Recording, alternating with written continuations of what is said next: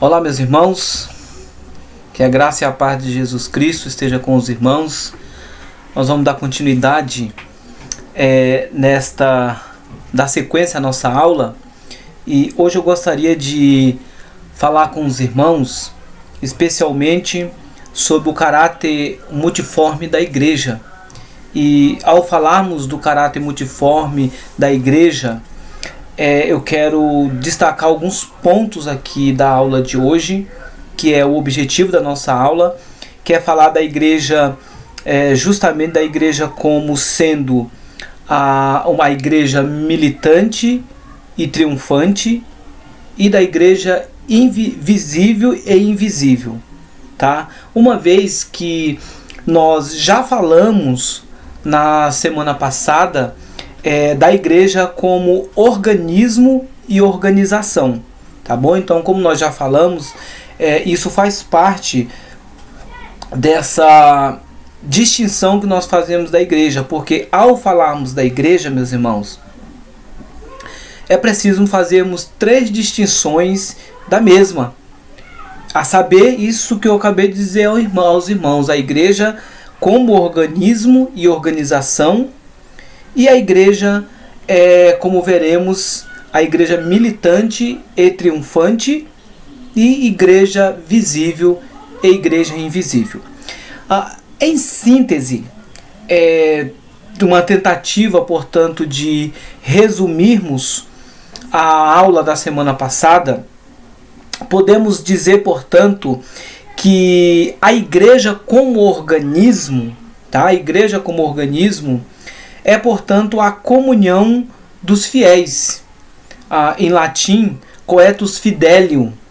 Unidos, essa igreja que forma a comunhão dos fiéis, ela é unida pelo vínculo do Espírito. Pelo vínculo do Espírito. Enquanto a igreja como instituição, em latim, Mater Fidelium, que significa a mãe dos fiéis, é uma agência que é um instrumento de Deus para a conversão de pecadores e para o aperfeiçoamento dos santos. A igreja como organismo tem existência carismática, ou seja, a existência por meio do exercício dos dons. A igreja como instituição, ela precisa, portanto, de todos os requisitos de uma igreja institucionalizada, no sentido de um órgão num determinado lugar que precisa atender alguns requisitos. Então a gente precisa compreender isso, e aí há uma diferença, e nós já vimos muito bem isso, que há uma diferença, porque quando nós falamos da igreja instituição como mãe dos fiéis, sendo uma agência, um instrumento para a conversão, nós não estamos seguindo a visão católica, porque para o catolicismo, vocês devem se lembrar da última aula nossa, a igreja é um instrumento, a igreja ela tem primazia sobre as escrituras. Então, na perspectiva católica romana, a igreja, portanto, é ela que conduz pecadores, e a perspectiva reformada é que é Cristo que conduz as pessoas à igreja. Agora, quando nós falamos então dela sendo uma agência, um instrumento para a conversão, é que nessa igreja, quando Deus, portanto, traz os seus eleitos, Deus ele traz os seus para a igreja local, por meio da pregação fiel da palavra, essas pessoas, portanto, que foram escolhidas por Deus, elas têm, portanto, elas ouvem a palavra e são convertidas por Cristo, tá bom? Então a gente precisa compreender isso. Outro aspecto em relação à igreja que nós precisamos também compreender é justamente a perspectiva que Lutero e Calvino tinham. Tanto para Lutero quanto para João Calvino, a igreja era simplesmente a comunidade dos santos, ou seja, a comunidade dos que creem, são santificados em Cristo e estão ligados a Ele, ou seja, ligados a Cristo, sendo Cristo, portanto, ao cabeça da sua igreja. essa visão de Lutero, essa visão calvinista, estão contempladas, portanto, nos grandes padrões confessionais. Uma dica, nós não vamos ter na nossa disciplina, nós não vamos ter no nosso Instituto Teológico, mas é uma curiosidade, se você quiser. Existe, pelo menos das confissões reformadas, existe pelo menos 3 confissões que eu quero destacar para os irmãos. A primeira delas é a confissão que nós chamamos de confissão belga, e a outra confissão é a confissão helvética, e a terceira confissão é justamente a confissão de Westminster. Então, meus irmãos, veja, essas confissões, elas foram instrumentos, foram utilizadas, aliás, pelos reformadores, e ali nós temos, portanto, a visão do que é a igreja. A leitura que vocês fizeram, a terceira leitura da Confissão de Fé de Westminster, define um pouco o que é a igreja dentro de uma perspectiva reformada. Tá bom? Então, retomando aquela ideia da última aula, para ficar resumido para vocês, então, a ideia, portanto, de igreja no sentido de organismo e organização, que é a natureza da igreja que nós começamos a estudar. Dando sequência, então, em relação à natureza da igreja, falando do caráter multiforme da igreja, a sequência dessas distinções que nós precisamos fazer. Já fizemos a distinção da igreja como organismo e organização. Agora nós vamos caminhar para falar da igreja militante e a igreja triunfante, igreja visível e igreja invisível. Quanto à igreja militante, a igreja militante é a que tem um dever.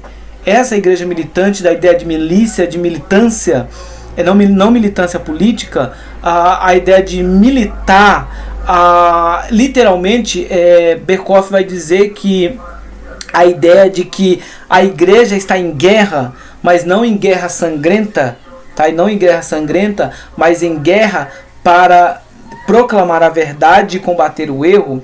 Então, nesse sentido, a igreja militante é a que tem o dever de levar adiante uma incessante guerra contra este mundo hostil em todas as formas que este se revele, seja na igreja ou fora dela, e contra todos os poderes espirituais das trevas. Então, a igreja, portanto, tem essa função.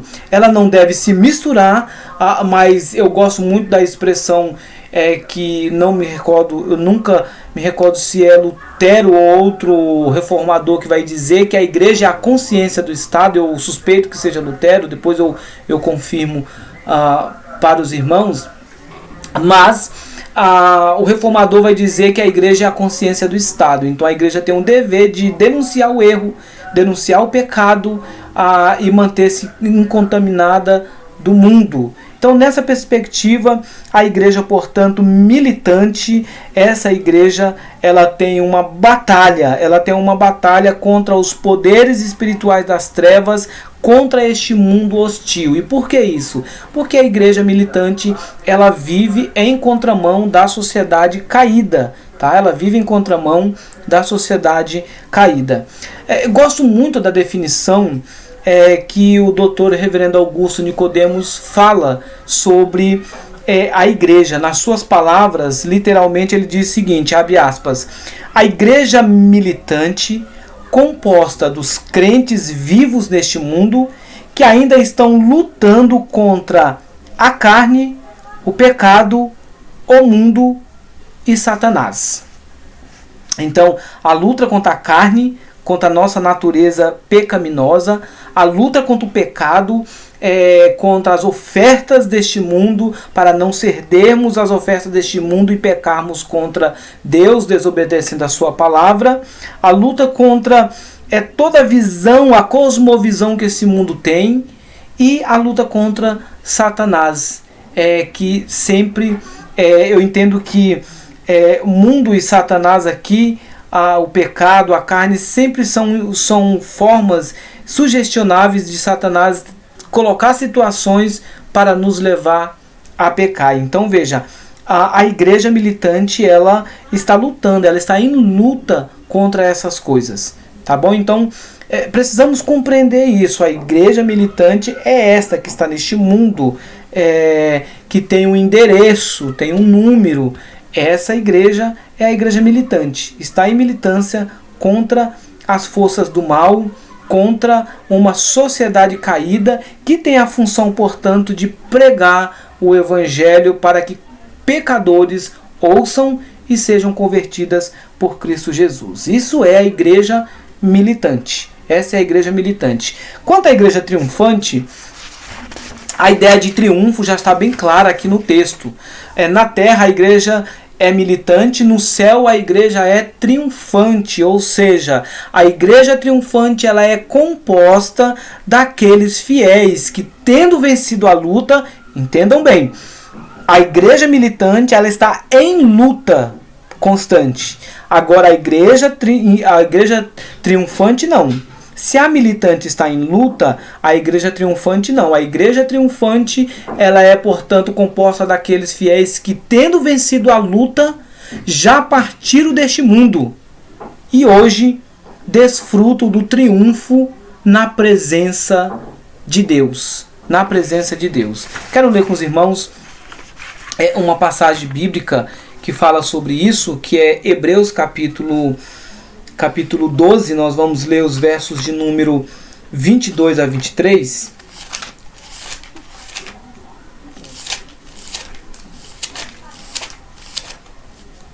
Hebreus 12, 22 a 23 diz o seguinte: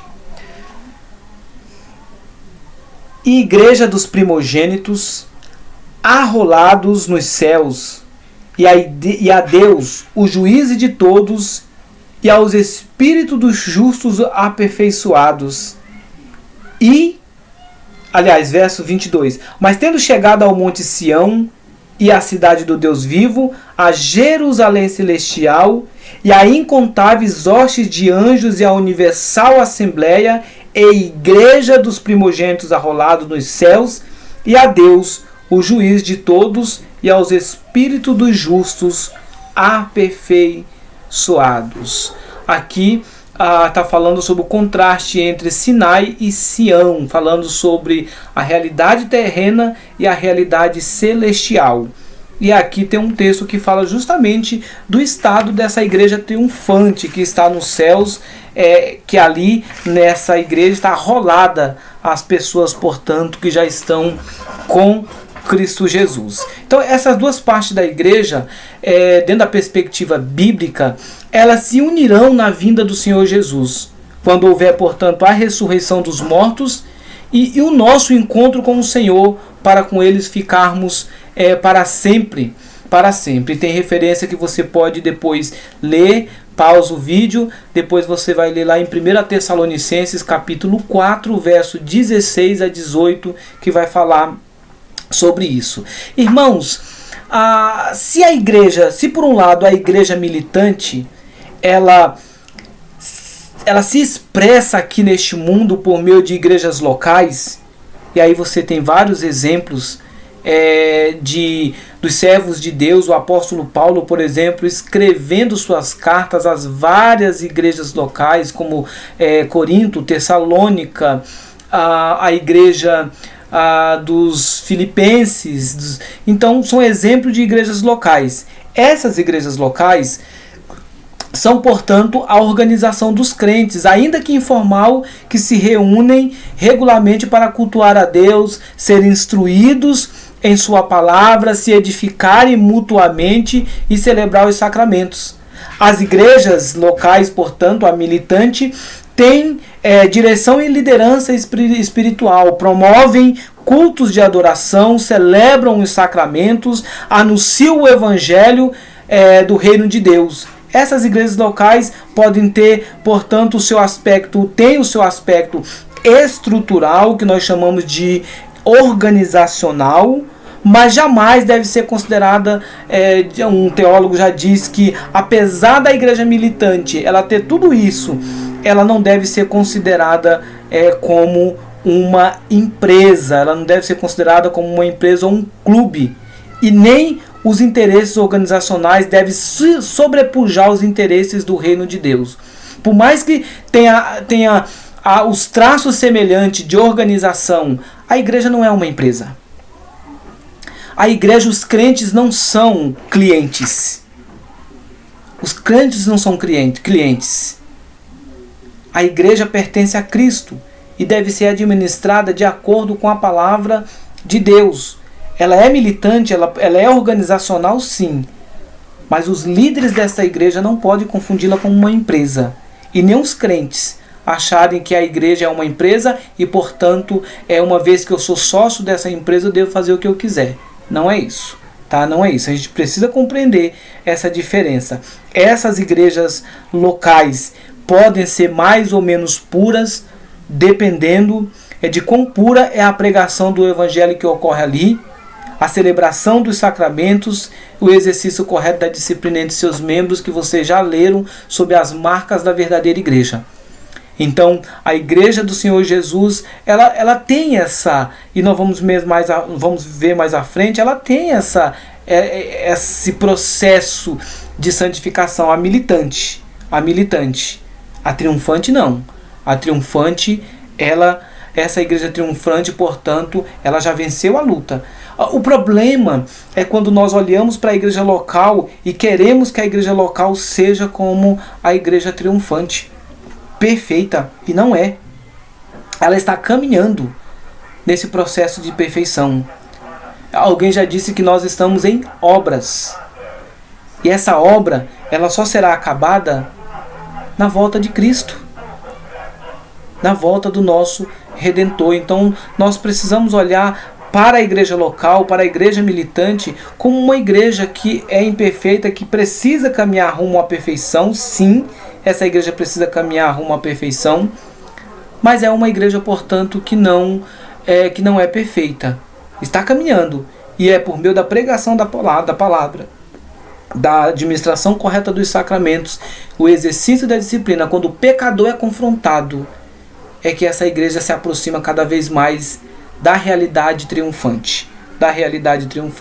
Isso, então, em relação à diferença entre a igreja militante e a igreja triunfante. Outro aspecto que nós precisamos ver, outra distinção que nós precisamos ver também em relação à igreja, não é só como organização e organismo, a igreja militante e triunfante, mas também a distinção entre igreja visível e invisível, que está próximo dessas duas realidades que acabamos de falar aqui.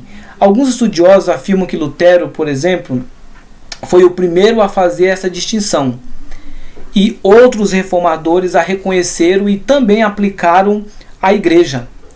Calvino afirmou o fato de que quando falo de uma igreja visível e invisível, não se refere a duas igrejas, mas Calvino vai dizer que é uma referência a dois aspectos da única igreja de Jesus Cristo. Nessa perspectiva de Calvino, o que os reformadores queriam dizer por igreja visível é para se referir à igreja enquanto instituição, que enxergamos de forma visível neste mundo. Ela tem endereço, Primeira Igreja Presbiteriana de Itapevi, localizada na rua Helena de Abreu Silva, número 124, na rua Helena de Abreu Silva, número 124, no bairro Jardim Nova, Itapevi, cidade de São Paulo. Então, essa igreja, ela é visível, ela está num local, ela tem uma lista de membros em seu hall, podemos identificá-la, tá? Agora, aqui nós não vamos entrar no mérito se os que estão lá nessa igreja local são convertidos ou não. A igreja, esse aspecto aqui da igreja visível não entra no mérito. Todos estão ali. Podem até fazer parte do hall de membros e não serem convertidos, mas elas fazem parte da igreja visível. Tá? Entendamos então em relação à igreja visível. Quanto à igreja invisível, o termo igreja invisível é interpretado como aplicável à igreja triunfante, ou seja, a igreja ideal e completa, como será no fim dos séculos, a igreja de todas as terras, com a composição dos eleitos em todo o mundo, que não há possibilidade de ver. Em todos os lugares Deus tem os seus eleitos. E é a reunião desses eleitos que forma a Igreja de Cristo. A Igreja de Cristo não pode ser identificada apenas como uma igreja local. A igreja local, portanto, dentro da perspectiva eclesiológica, ela é uma agência do reino. Mas ela não pode dizer que ela é a Igreja de Cristo. A Igreja de Cristo está espalhada, porque é os fiéis que formam a Igreja de Cristo. Na perspectiva de Calvino, é a composição dos eleitos em todo o mundo. E esses eleitos não há possibilidade de vê-los. E é por isso que nós pregamos, para que eles ouçam a palavra e venham à fé em Cristo Jesus. Todos os que estão em Cristo e todos os que estão em Cristo são membros. Todos que estão em Cristo são membros da igreja visível. Havendo conversão verdadeira, fazem parte da igreja invisível. Aquela unidade já está presente e nada pode destruí-la. Isso não significa que podemos descansar. Pelo contrário, não podemos simplesmente nos satisfazer com a ideia, com a unidade da igreja invisível. Ainda devemos estar trabalhando o máximo possível para que a realidade invisível, para que a realidade presente se aproxime cada vez mais da realidade invisível. Então veja, é nessa perspectiva que nós precisamos compreender essa realidade. Não podemos simplesmente nos satisfazer com a unidade da igreja invisível. Ainda deveremos estar trabalhando para que o máximo possível a realidade invisível se torne visível. É igual o crente. O crente é a nova criatura em Cristo. A conversão marca o início do nosso novo relacionamento, da nossa nova vida. Mas essa nova vida, ela se torna visualmente à medida que caminhamos com Cristo. O deixar do velho homem de lado nos identifica cada vez mais com o Salvador. Então a igreja visível, ela precisa trabalhar constantemente para que a cada dia, à medida que ela atue na sociedade, ela se torne cada vez mais uma realidade da igreja invisível. É aquilo que eu disse para os irmãos quando nós estamos em culto a Deus. É o prelúdio daquilo que será na eternidade. Ou seja, aquele momento que eu e você estamos desfrutando da comunhão dos irmãos, louvando a Deus e ouvindo a sua palavra, é uma preparação daquilo que nós faremos eternamente diante de Deus, diante de Cristo. Então, essa é um primeiro aspecto.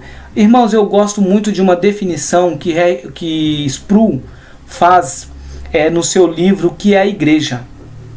Então veja bem, eu vou ler literalmente o que ele vai dizer, e eu queria que você prestasse muito atenção nessa afirmação de R.C. Sproul no livro O que é a Igreja. O que é a Igreja, que é justamente um livro que foi publicado pela editora Fiel. Tá? Ele vai dizer o seguinte, aliás, e essa definição de Sproul é uma barreira, eu digo que é uma pedra no caminho dos desigrejados. Porque veja o que Sproul vai dizer. Você precisa ir à igreja para ser um cristão? A frequência na igreja, se for fisicamente capaz, é um requisito para ir para o céu? Ele diz, em um sentido bastante técnico, a resposta é não.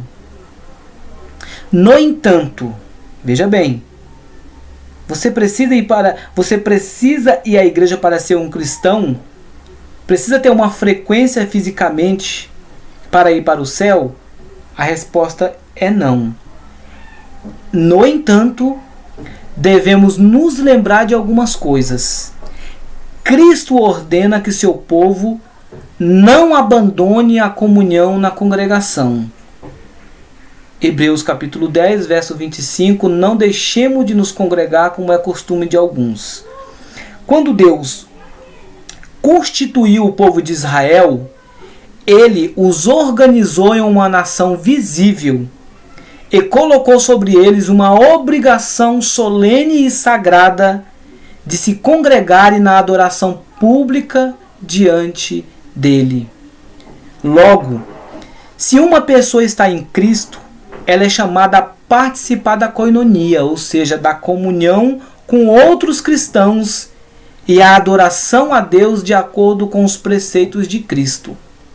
Se uma pessoa sabe de todas essas coisas e de vontade própria, com persistência, recusa-se a unir-se a elas, isso não levantaria sérias dúvidas sobre a realidade da conversão dessa pessoa?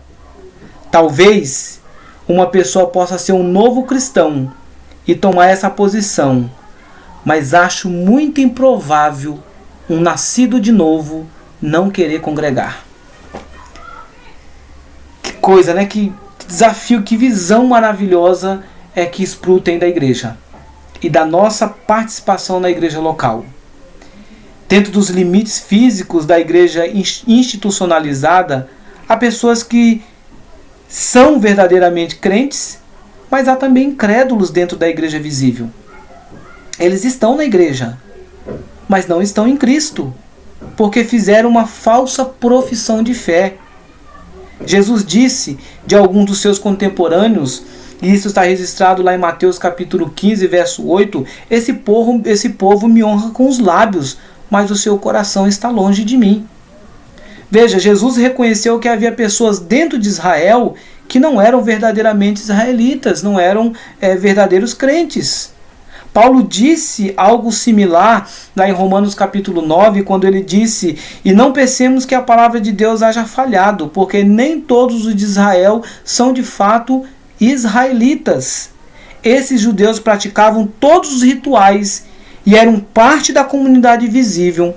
Eles participavam de todas as atividades, mas ainda assim eram alheios e estranhos às coisas de Deus. Mas eles estavam na igreja visível. Enfim, eu quero encerrar este momento com as palavras de Calvino. João Calvino disse que não devemos pensar na igreja invisível como algo imaginário ou de uma dimensão paralela. Seguindo o pensamento de Agostinho, Calvino insistiu que a igreja invisível existe substancialmente dentro da igreja visível. Ele disse que a principal tarefa da igreja invisível é tornar a igreja invisível visível. Que é aquilo que eu disse. À medida que a igreja busca seguir a vontade de Deus, a palavra do Senhor, naturalmente ela manifestará a sua identificação com o próprio Cristo, e a realidade da invisibilidade dela se torna visível pela forma como os crentes testemunham do Senhor Jesus Cristo. É isso que eu queria deixar para os irmãos sobre, encerrando esse aspecto aí da distinção da ideia da natureza da igreja como sendo organismo e organização. A igreja, portanto, sendo a igreja militante e triunfante, e a ideia da igreja visível e invisível, como nós devemos enxergar essas realidades acerca da igreja de Cristo. Na próxima aula, nós vamos falar um pouco sobre os atributos da igreja e as marcas dessa igreja. Tá bom? Deus abençoe a vida dos irmãos. É importante os irmãos, portanto, à medida que eu cito os textos, os irmãos pararem para ler esses textos. E outra informação, a leitura que vocês estão fazendo, alguns já me mandaram o estudo dirigido. Qualquer dificuldade com o estudo dirigido, pode mandar uma mensagem para mim, e para mim poder então tirar as dúvidas de vocês. Tá bom? O prazo de entrega do estudo dirigido é dia 26, mas se quiser mandar antes, pode mandar, assim como alguns alunos, acho que um aluno já mandou para mim. Deus abençoe a vida dos irmãos, em nome de Jesus, e tenham todos um excelente final de semana. Espero poder ter a companhia de vocês na transmissão online dos nossos cultos 9 da manhã e às 19 horas nesse domingo. Deus abençoe, irmãos.